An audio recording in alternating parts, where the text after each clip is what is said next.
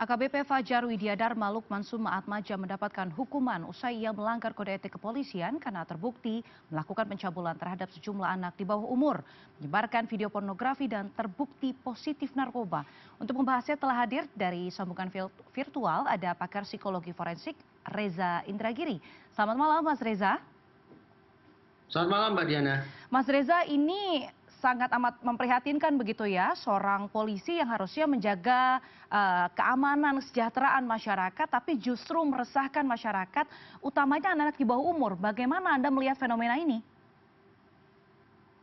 Sekian banyak peraturan perundang-undangan yang sifatnya khusus atau lex specialis ditabrak oleh oknum Kapolres yang satu ini.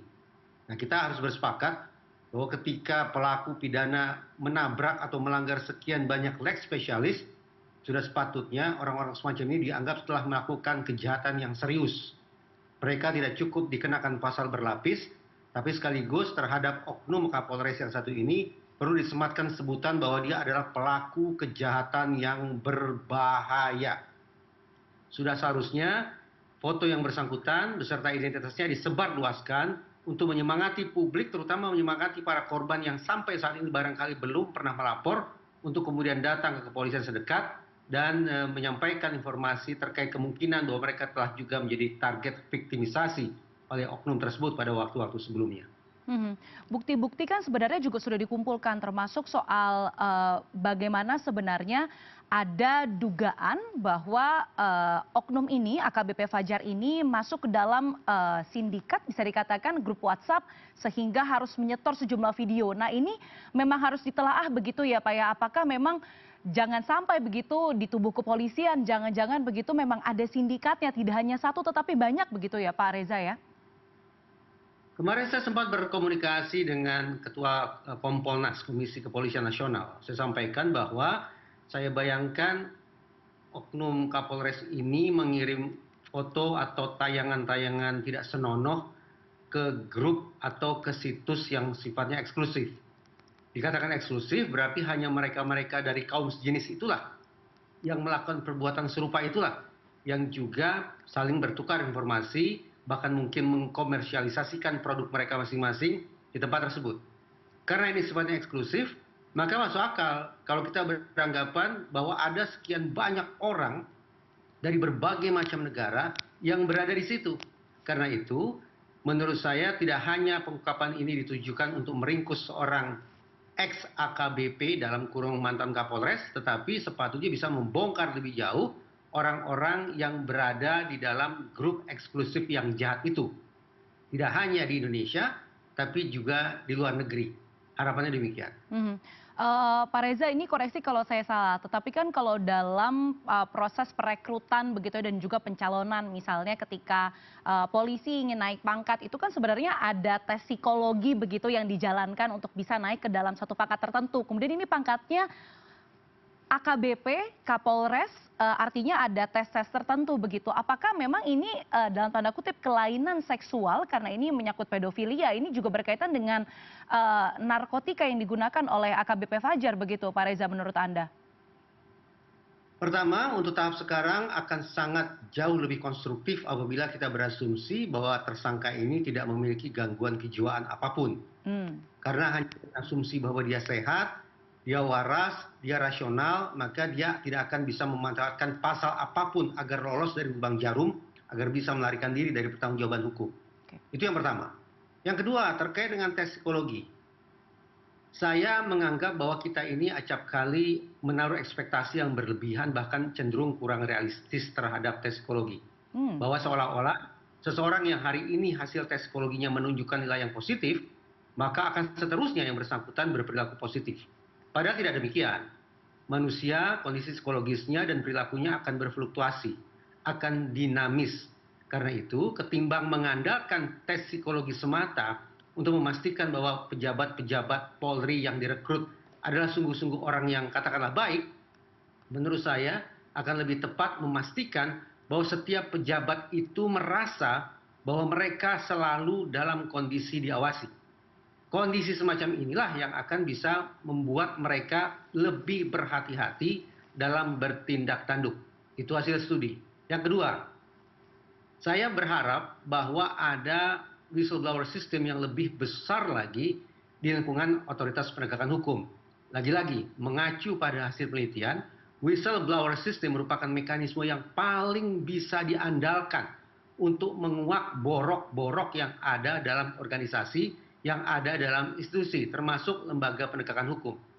Nah, menurut saya, kalau kita lebih mengandalkan pada pengawasan yang sifatnya melekat pada masing-masing pejabat Polri, ditambah lagi dengan penguatan whistleblower system, maka mudah-mudahan skandal-skandal yang menakutkan sekaligus menakutkan semacam ini akan bisa diatasi atau ditekan, bahkan mungkin dihilangkan sama sekali pada waktu ke depannya. Kalau misalnya kita tidak melihat dari tes psikologi begitu ya, tetapi juga dari segi pengawasan dan lain sebagainya. Tapi kan kita tahu betul begitu ya Pak bahwa ada banyak sekali kasus-kasus yang mungkin belum terungkap. Eh, Kalau melihat dari kasus ini, langkah selanjutnya, langkah terdekatnya supaya korban berani untuk speak up begitu, itu apa sih Pak? Karena kan tentu kalau bicara soal kepolisian, kemudian bicara soal institusi yang besar, mungkin ada beberapa korban yang terutama di daerah-daerah kecil begitu atau daerah-daerah yang di luar kota-kota besar, itu mungkin kerap takut begitu Pak untuk speak up atau untuk melapor begitu. Ketakutan ataupun penderitaan akibat telah menjadi korban kejahatan tentu tidak bisa dirupiahkan sama sekali. Tetapi saya bayangkan, cara untuk menyemangati para korban agar lebih berani melapor adalah dengan memberikan jaminan tentang masa depan mereka. Proses pengobatan, kelanjutan pendidikan, tingkat kesejahteraan itu akan bisa dirupiahkan sehingga mudah-mudahan para korban dan keluarga bisa mendapatkan gambaran konkret tentang keberpihakan negara dalam menyelamatkan mereka. Juga kita harapkan adanya dukungan dari masyarakat, dari suku apapun, dari agama apapun, dengan latar belakang apapun, untuk tidak memberikan stigma negatif terhadap para korban. Alih-alih memberikan stigma yang buruk, justru kita perlu menyambut sekaligus menguatkan mereka agar bisa menyongsong kehidupan lebih baik lagi. Penguatan dari negara dengan memberikan sistem kompensasi yang lebih baik bagi para korban, sekaligus mendorong masyarakat untuk lebih suportif mendukung para korban. Mudah-mudahan cara-cara semacam itu akan bisa menyemangati para korban untuk mencari pertolongan sekaligus melapor peristiwa yang sudah mereka alami ke kepolisian.